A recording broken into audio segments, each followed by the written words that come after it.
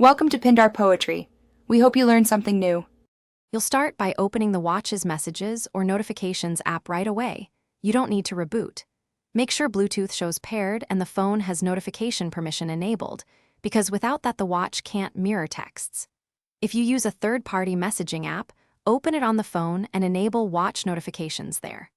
Once done, glance at the watch to see the incoming message list populate. You're now ready for the next step to read and respond.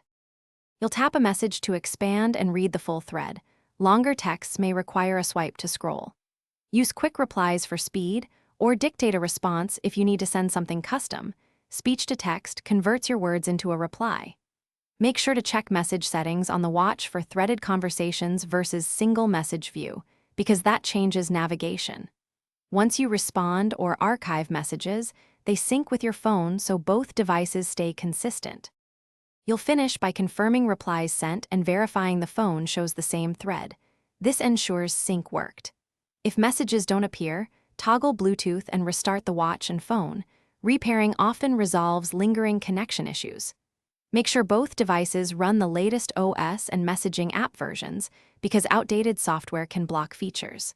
If problems persist, force close the messaging app on the phone and reopen it. Then check notification permissions again to restore full message delivery. Thanks for watching. Consider subscribing if we helped you.